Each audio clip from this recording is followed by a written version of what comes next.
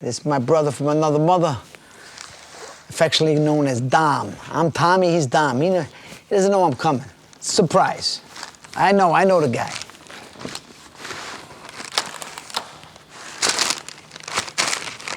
Pizza delivery. What the fuck are you doing here? Hey! There he is. It's fucking Party Pizza Place guy over here. How are you? What's up there, Tommy? Hey, Dom. This is a little gift for you. The Canadian color and the Canadian flag. From Canada. I like that. Made just for you, but we gotta get your name. Yeah, I don't got my name. Prince Street. How Put do it I know on, this buddy. is for me? It's for you. I'm gonna wear it later. It clashes with what I'm wearing right now. All right. But I'm gonna have it close by. Yeah, can we put it close by? Yeah, let's display it over Yeah. here. Put it over here. How we doing? Let it sit up. Look at that, Good. huh? In the background. Cookies, because I know you like cookies. I do like cookies. Yeah. They don't have those other cookies anymore? This is house made. Prince Street's house made. Oh, nice. Yeah. Okay, I'll try these after. This Oh, you for brought you. pizza, though. Of course. Now we're talking. How Can you I have doing? some? Of course, it's Can for I you. eat some? What It's do you mean, okay. can you eat some? Oh, yeah. My favorite, pepperoni and mushroom. Is that Yeah. that's your go-to? I saw a reason why they put this. It wasn't like just to keep the box off it. Do you know what it was? Why? I don't know. I was hoping somebody would remember. What is this, for me? I guess, because I don't know. Cheese pizza. That's just dough and bread. Cheese. That's what I like to roll. This is pizza. That's pizza? That's pizza right there. All right, let's break bread. All right. Great to see you, my brother. You too. All right, started without cheersing. That's all right. Salud. Oh, You're wearing my favorite hat? you know, it's got a pizza on it. It's got a pizza on it? Yeah. Oh, yeah. Yeah. That's nice. And that's without me knowing you were coming over. That's right. I bought this in Germany, of all places. In Germany? Mm-hmm. Wow. Mm-hmm. You find Yankee stuff everywhere, right? Mm-hmm. Iconic logo. Yeah. The best logo. Mm-hmm. I agree. I mean, I don't care where you go, that NY it stands out, right? Yeah, the only N-word that's good. Hold on, I need a napkin. Nick, you bring me a napkin, please? Or a couple? Hey, something to drink, Nick. Something to wash this down with. Some Coke or something, all right? Couple of Cokes. Couple of Cokes, Nick. So this is your DJ room? Yeah, this is my my chill room. Yeah. It's quiet. It's quieter than the rest of the house I know. until I'm playing music. And it's like just right in Front Street, but nobody knows you're here. Apparently you knew I was here. Yeah, But, well, you know. But you know me well enough. I know you. I know you pretty well. How long have you been DJing? 41 years. 41 years. Mm-hmm. That was your first love, right? DJing? Before comedy? Mm-hmm. So, I still love DJing. yeah, I know you do. I still love comedy, though. Right, of course, you still love both, right? Mm-hmm. But that's your passion, your side passion, right? It is, but there's so many good DJs now. Like, not now, but there's guys that we all have about the same amount of experience, but they really advance themselves with the technology. Mm-hmm. They've figured out how to really manipulate it and use it in their favor. My way of doing things is still very rudimentary, you know, just the mixer, maybe I'll start using some sort of In your mind, like, what makes a good DJ? somebody who can read the crowd. Mm-hmm. You can play for any crowd. Doesn't matter whether they're there for him or not. A DJ that can go in with no plan and figure out a plan. Mm-hmm. A lot of times guys go in with a plan, which is always smart. Right. You know, here's what I plan on playing this and this and this and this sequence and whatever. But much like boxing, you get in there, the guy's got a counter plan to your plan, so you got to figure out how to pivot and still make it work in your favor. Where'd you pick it up? Like back in Canada, like friends, like in their basement?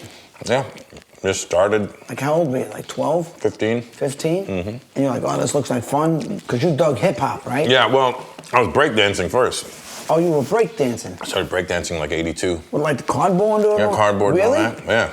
Wow. And then... I can't picture that.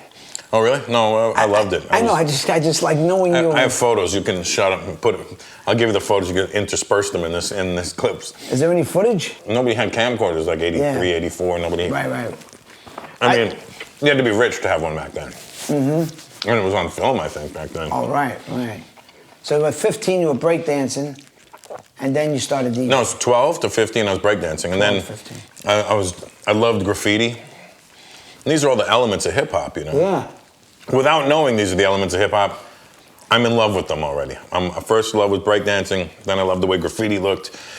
The soundtrack to breakdancing was the music, you know, the break beats and stuff like that, and then the rapping just followed next. So it was, you know, I did all the elements except for rap. I can't rap. So Right. I b-boy, little tagging, DJing, and rapping is the one thing I can't do. Rapping. You know who else can't rap? Who? Your son. Now listen. He can entertain, bud. You can entertain, yeah. Yeah. Were you always a funny guy? I like to think I was. I bet you were. I was always a happy guy. I bet you were funny in school. Like, you're smart. I know you tell me you're a dummy, but you're no dummy. I know you're smart. But were you good in school, or were you... I'm a terrible student. Because you didn't care? What? If you didn't engage with me, I wouldn't engage with you. Well, you're like ADD, right? Mm-hmm. Yeah. So if I saw this was the class, teacher focused on the smarter kid, I'd be like, all right, well, I think he's found who he wants, and I don't care anymore. Mm-hmm. But if a teacher was like, hey, I think you can do this, you know, here's how, I would excel. But for the most part, they never gave a shit back then. Right. But I mean, like, if there was a joke to be had in school or like that, did you ever like kind of, I could see you like people, hey, he's funny, like, you know, Oh, yeah. your friends, whatever. Not that you were a class clown. No, the class clown was the loud kid, the popular kid. I was not him. You weren't him.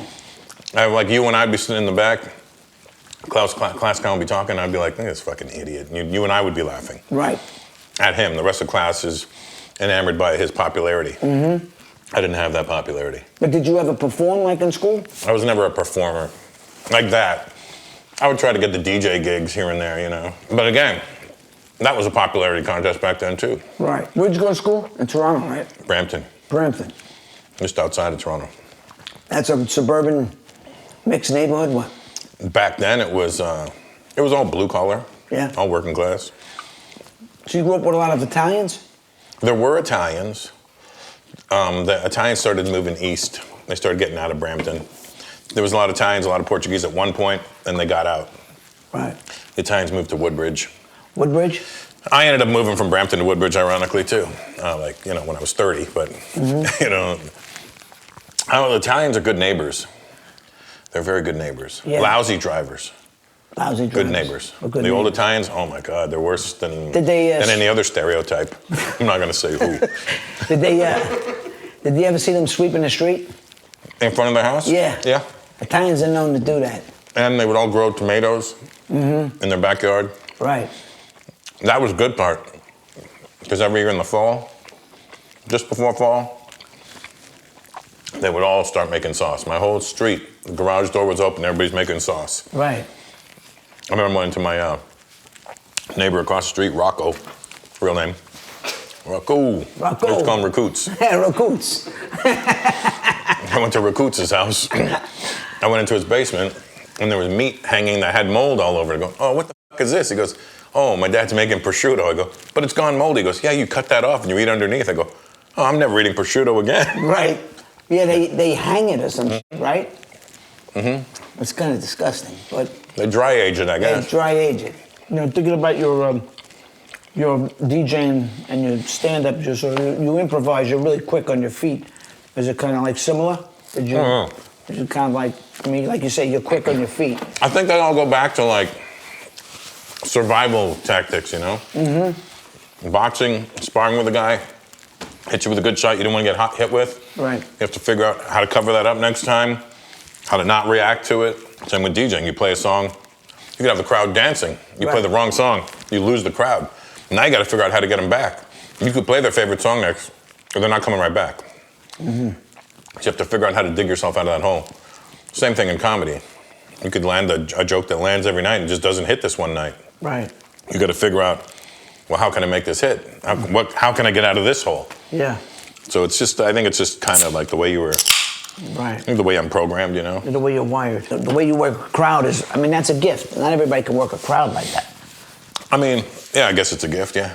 No, it is. I'm lucky enough to be able to do that. Yeah, I mean, your brain must work a certain way. Like when you look at a crowd, every crowd is different. So do you predetermine? Or like no, I like it. I think that's why it works, because it's so spontaneous. There's no way you could prepare for this. Yeah. You can look at them, like the crowd, when you peek behind the curtain and be like, that's interesting, all right. But who knows if the comics before you had already said something because it was so obviously sitting in front of you. Yeah. You just got to go for it and trust your instincts, you know? But when you go out there, you don't, a lot of times you don't know what's going to happen, right? I mean, No clue. No clue. No clue. And you're completely relaxed. You never like panic or you never get like, oh shit. You can't panic. I know you mean you can't. I mean, you're in there 37, I'm doing this 37 years. I can't just get up there and suddenly panic. Right. It looked like I'm literally having a panic attack. When you first started out, did you work on your material a lot? Oh, yeah. Now you're more like of a freelancer, right? Freestyler, Freestyler. Yeah. Yes, but it's not the smartest way to do it. I still think preparation is the most important thing to comedy. Mm-hmm. I'm just doing it a lot lately because my brain feels a little fried. Haven't had any time off. You feel burnt out? I feel a little burnt out, but I mean, we'll get through it. Yeah. That's what I do. Right. I don't ever submit to these things. It's like, yeah. Yeah. Of course, it's the same thing with training. You get burnt out at some point. You're going to need a few days off. Yeah. I could use a month or two off, to be honest with you. I think it would really help me, but I don't have that luxury to have a month or two off. Right. You have to, when to turn it on, when the light bulb goes off, Yes. right? Yes. I mean, because you ever wake up and you feel like, I don't feel funny today.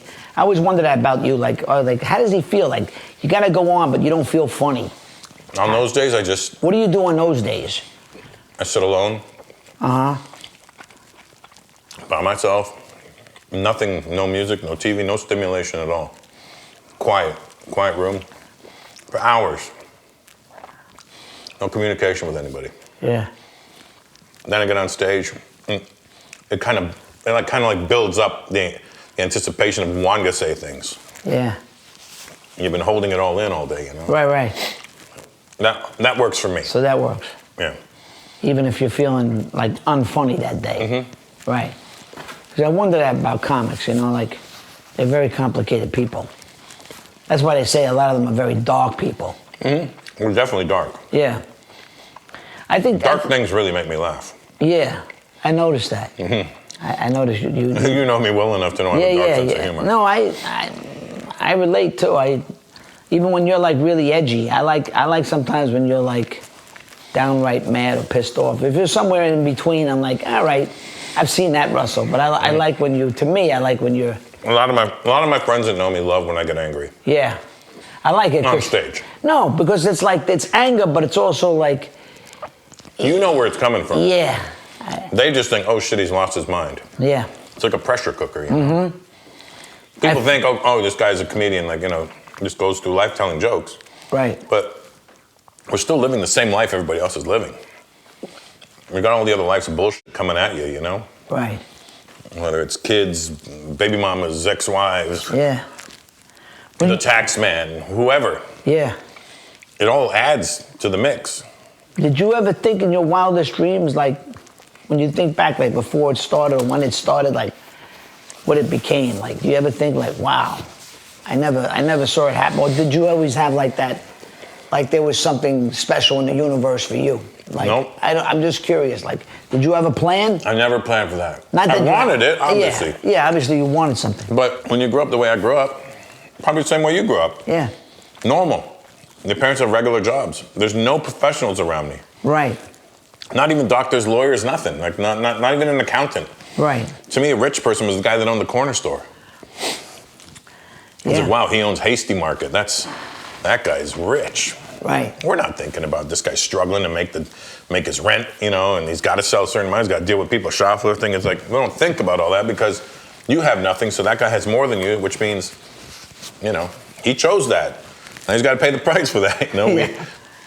We almost what's the word I'm thinking? What's the word I'm thinking of? Under desire things for fear of failure. So you don't shoot high because you're like, well, if I don't shoot high, I won't be disappointed. Right. It's kind of a way of self-sabotaging. Mm-hmm. But when I started comedy, I was like, I just want to make a living. Yeah. I don't want a 9-to-5 job. If I can make a living, talking for an hour every night, I'm good with that. If I was making $2,500 a weekend, for every weekend, that's $10,000 a month. I'm doing great. Yeah. I mean, this is like, it's not work. And you're getting paid for it, right? Yeah. Even if I work cruise ships, I'd be good with that. Yeah. At least you made a living at it. Yeah. That was always my goal, just to want to make a living. Yeah. And I got into a position where I did better than make a living. Yeah. You know, I made a difference at some point. Yeah. But when you start out, you don't think that. No. You know, I'm the first Indian guy too. So it wasn't like when I started going, I'm going to be the first Indian guy. I didn't know I was the first Indian guy. I just thought I was a guy doing comedy. Right. I had no like delusions of anything when I started. I just want to make you laugh. I don't really care how I do it as long as you laugh. Right. There wasn't another Indian guy that you said, oh, I want to be like him. Yeah, there was right? nothing. There was nobody.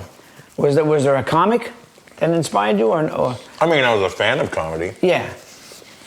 Carlin, Right. Eddie Murphy, Don Rickles. But it felt right? Like when you were doing it, you were like, oh shit, I'm meant to do this, right? That's When I got my first laugh, I was like, ooh, I got a real laugh. yeah.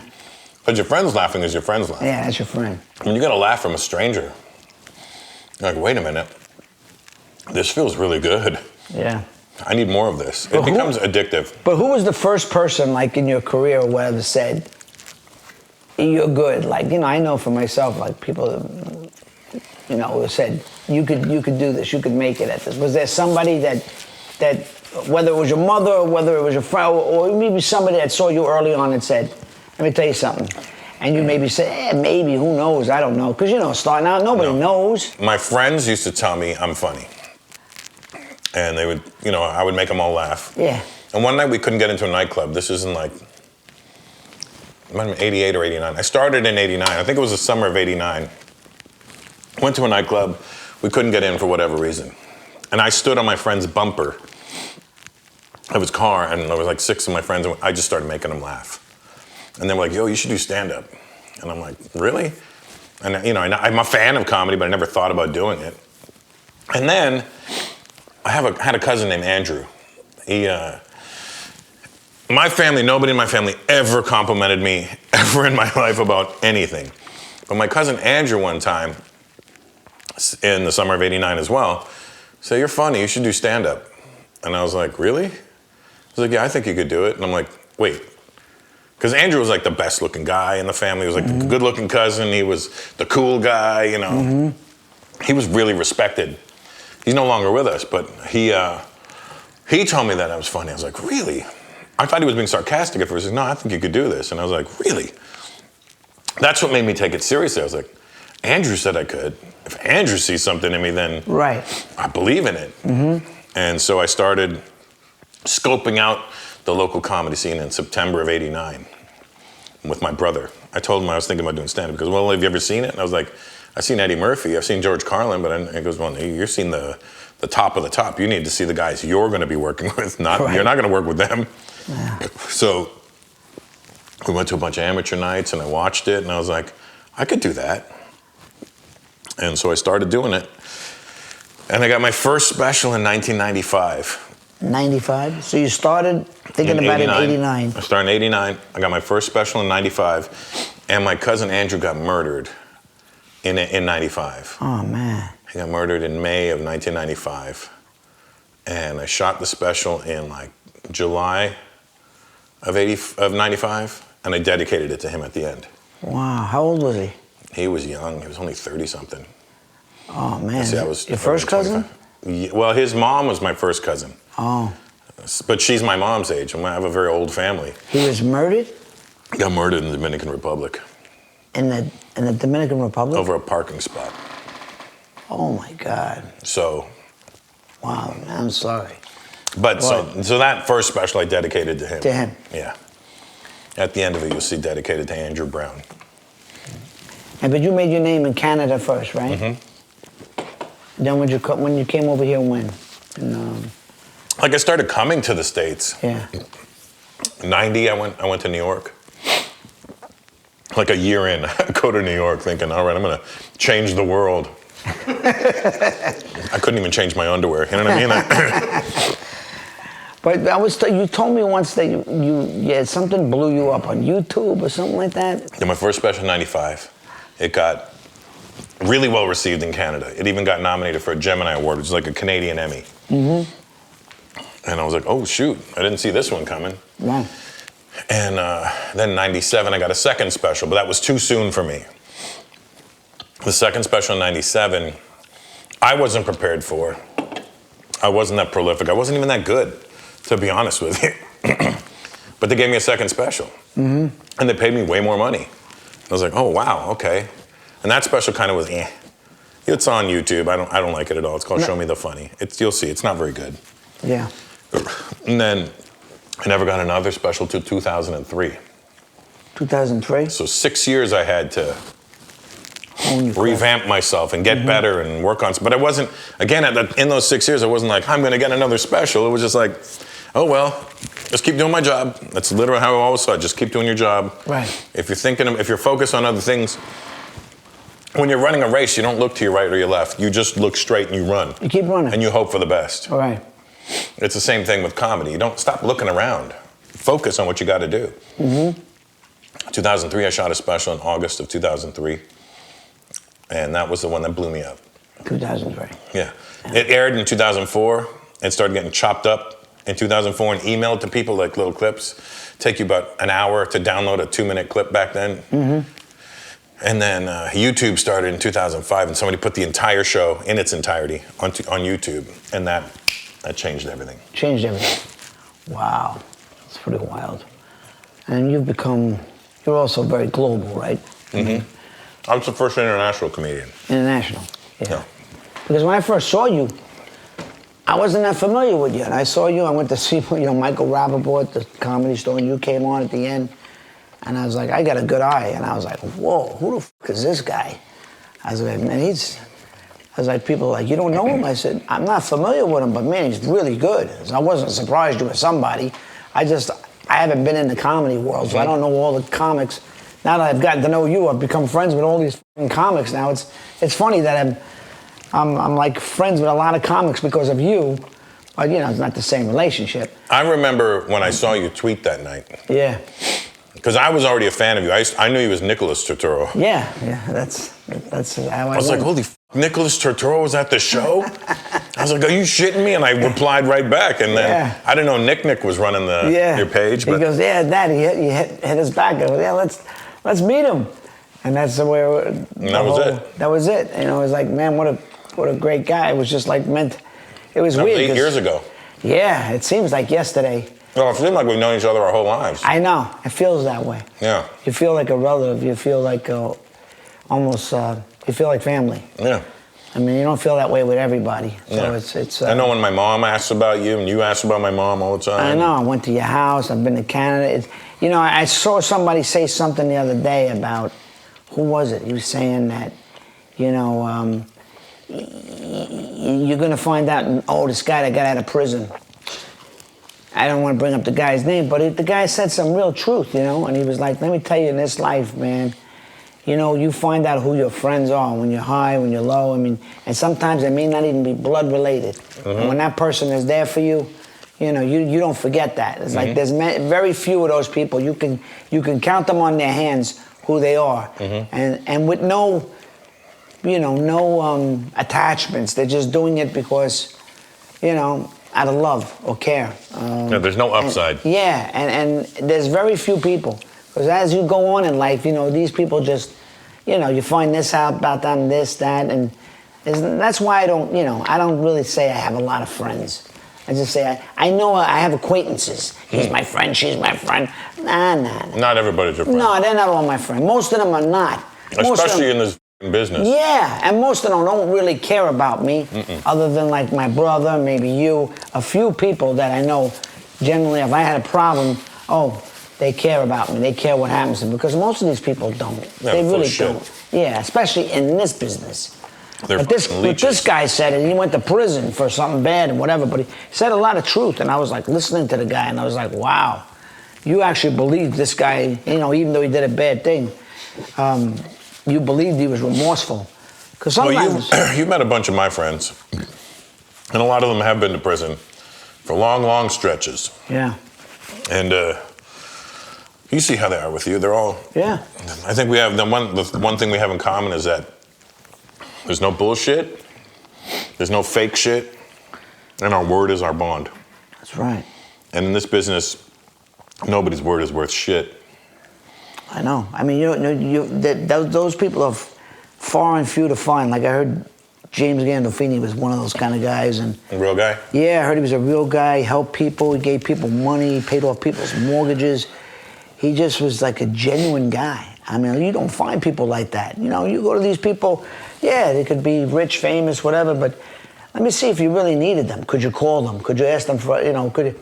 No, it ain't gonna happen. If you were in a jam, could you count on them? No. No way. And then like and would they hold it over your head if they did? Exactly. This guy called up some guy who I know, unnamed, was about to lose his house. He said, just give me a number. Who does that?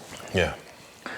Who does that? Who even though if you like the guy and he was a writer or whatever, who does it? Give me a number. And the guy, I suspect, then he dies, has a heart attack.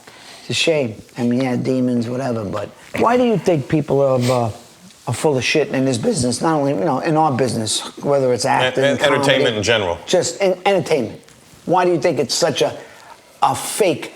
Because it's based on fakeness? Is it based on like... A lot of it is, a lot of... You got to figure with actors, literally it's in their name. They're acting. Right. They can act like they're your friend. Right. They may not be your real friend, but if they're a good enough actor, though, you'll fucking believe it. Exactly. We're all in the entertainment business. We're here to entertain. And then there's people that get in it, like you and I, that we did it not on a goof, but we did it because it felt right. We had no delusions of grandeur. We weren't like, I'm going to be the biggest, I don't know, I'm speaking on your behalf, but I don't think you walked in going, I'm going to be De Niro. No. I never walked in and said, I'm going to be Eddie Murphy. I'm going to do this. And I'm going to make the best of it. Exactly. Because I don't want to work for somebody. And money brings out who you really are. That's how you find out who's who. Yeah. When they get successful, did they change? Oh, yeah. Then they were a piece of shit from the start. They were acting that whole time. Yeah. And I've seen it happen in the comedy game. I see it happen continuously. It's never going to end. There's guys that present themselves like they're so down to earth and so earnest and so,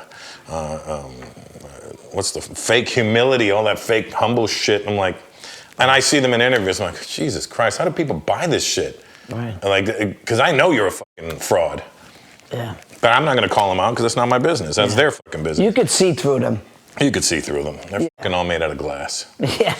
Yeah, I just wish there was a little more, genuine people in the world that we got, in the entertainment world. But like you say, it's predicated on, a lot of fake shit and make-believe shit. But it's like, at the end of the day, it's like, we're not fucking doctors. We're not guys that are surgeons. I go in there, I get an operation. I look at these guys, I'm like, my life's on the line. These guys are real.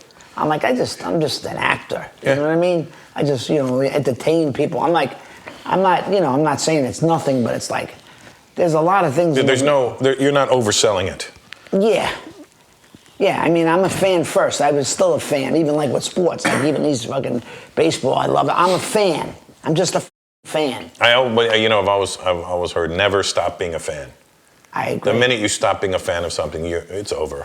Yeah. What's the point of anything after I know. that? When people I hate when people are like, oh, that's so-and-so. They go, I don't care. I don't know who that is. I don't care if they're a celebrity. I go, well, then you're a fucking jerk, because you do care, but you're trying to be too fucking cool for the room right now. Right.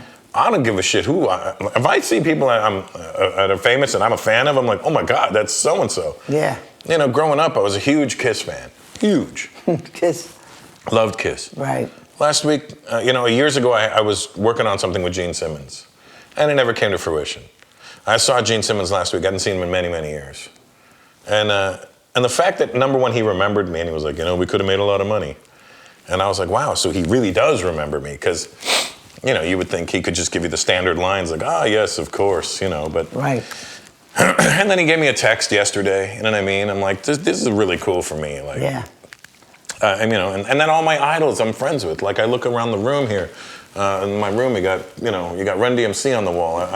I've met all three of them in different stages. I met them in '85 backstage at a concert in Toronto. Mm-hmm. And DMC, I have his number in my phone. We text periodically. Run, I've met a few times. Unfortunately, Jay's not with us anymore. But then you got guys like Kubert on the wall over there. I'm friends with Kubert. Kubert signed that painting. Grandmaster Caz below him, I'm friends with. De La Soul, I'm friends with all those guys. And that's Dave from De La Soul's plaque that he got from the record label. I mean, I'm really, really fortunate. They got Crazy Legs right there on the wall in the Rocksteady crew. You know, that's who I idolized first in hip hop, was Crazy Legs. It was Rocksteady crew, but specifically Crazy Legs, because he was always looked like the leader to me, you know? Yeah. And now I'm an official member of Rocksteady crew. Yeah. Which, this is how life can go in your favor. Right. But not once did I walk around going, I deserve this. I never deserve shit. No one's saying I'm that. grateful for it, 100%. Absolutely. But at no point did I ever think I deserved it. No, I understand. Like Billy Joel, I loved him as a kid. I went to all his concerts. I used to sing his songs in my room. And then one day when I was a doorman at the St. Moritz, I come on duty on 3:30 to 12 shift, and they were like, guess who just moved in? I said, who? And they go, Billy Joel. I go, oh, shit. I'm like, Billy Joel? I mean, how am I going to react? So, yeah, he's going to be here for a while. He's going to write an album here and all this shit. And I'm like, he's from Long Island. I'm from barely almost Long Island, end of Queens. So I'm like, when I see him, I'm like. He's from Hicksville, right? Yeah. And then all of a sudden, in a matter of a few months, we fucking hit it off. It was like, he was getting divorced. His ex-wife was looking for him. I said, I just covered for you, whatever. He goes, thanks, Nick. Thanks a lot, man. His first date with Christy Brinkley, he was all excited. He had balloons. So did she. Yeah. When I was there for his first date, he mentioned me in his book, struggling actor. He was a good kid, this kid. Have you seen him ever since? No, I haven't seen him since I became successful. Right. But I would like to. I think that'd be a great meeting. I know. That'd be a wonderful delivering happiness is what that would be. Oh, my God. We should try to make it happen. That would be pretty fucking cool. I know, because he remembers me well, and he has probably seen me and said, the fucking kid actually became something. Yeah. And you always wonder, do they realize that's me? Yeah. I think he does. Yeah. I think, to what degree, I don't know. But, now that I'm out there social media-wise, it's like it's kind of ridiculous. I used to watch baseball just for myself. I love baseball, how much I love the game. But now, Nick made me a fucking celebrity watching baseball. Well, you're known as but my shit is authentic. Yeah, it is. So I know you well enough to know you're not faking anything. I'm not faking it. We went to... I had the pleasure of at least going to the Sky Dome with you, watch you throw out the first pitch. That was 4 years ago. Right? Yankees versus Blue Jays. And you know what? What killed me was it meant nothing to you. I was more excited than you. I was excited. I know, but you were excited to have me there or something. I don't know. When they asked me if I wanted to do it, and I said, who are they playing? They said, the Yankees. I said, okay. Number one, I got to have Nick there with me because I know how much this means to Nick. It's the Yankees versus his hometown versus my hometown in my hometown. And I asked them if they would make him a jersey, and they made him a Blue Jays jersey with his last name on it. Yeah, and they made me wear it on the field. They said, if you're going on the field, you have to wear the Blue Jays one. I was like, hey, Nick, you know the rules. But, I mean, for me, it was exciting to share that moment with my friend because I know how much he loves the Yankees and baseball in general. So... And you enjoyed the game. I had never sat through an entire game in my life because I always thought baseball was too long and too boring. But when you're sitting with this guy, his energy is infectious. So you start enjoying it. I'm watching you more than I'm watching the game. That's what you told me. Yeah. That was a great time. That was fun. Not only that, you're one of the great comedians, great guys. You're one of my best friends in the worord. I love you, Tommy. I appreciate your friendship. I'm sure everybody's watching this going, who the fuck is Tommy? Tommy, I know, and Dom. This is Dominic, baby. But a lot of people don't love this whole Tommy thing. Yeah. Who's Tommy? Who's Tommy? I'm Tommy. So his middle name's Thomas. My middle name's Dominic. So I don't know how he got Thomas, but I got the Italian middle name. You got to hear the messages John leaves. Hey, Tommy. Hey, Tommy, it's Ronnie. He gets a big kick out of it. Anyway, thanks, pal. Thanks, Tommy.